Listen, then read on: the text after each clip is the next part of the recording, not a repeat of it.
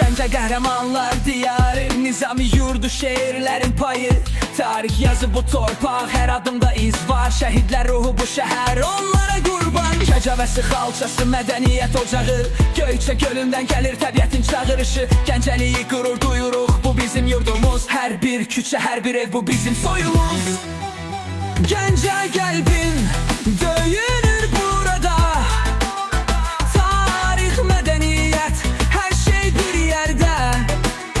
Gəncə, gəncliyin enerjisi var. Bu şəhər bizimdir, bu şəhər yadigar.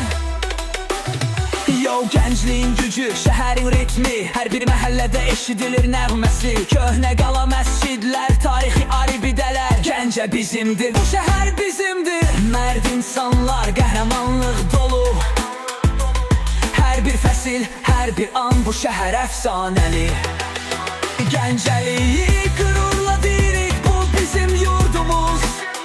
Hər bir daş, hər bir kök, bu bizim soyumuz.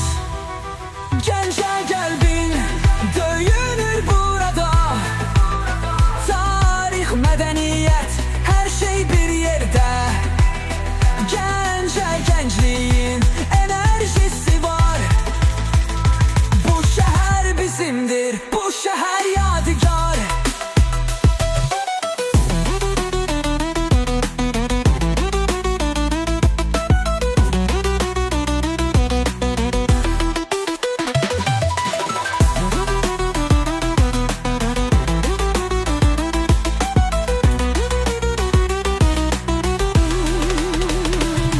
Mərd insanlar, qəhrəmanlıq dolu.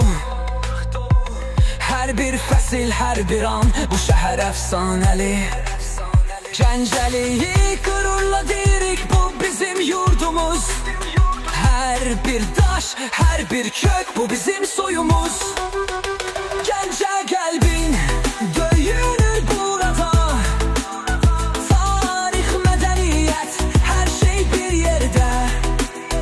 Gəncliyin enerjisi var. Bu şəhər bizimdir, bu şəhər yadigar.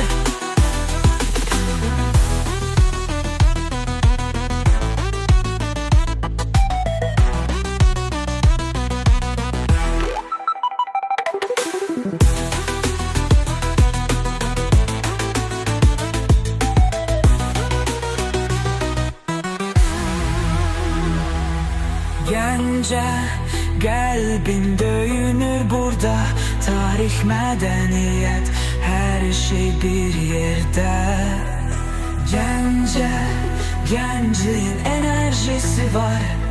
Bu şəhər bizimdir, bu şəhər yadigar.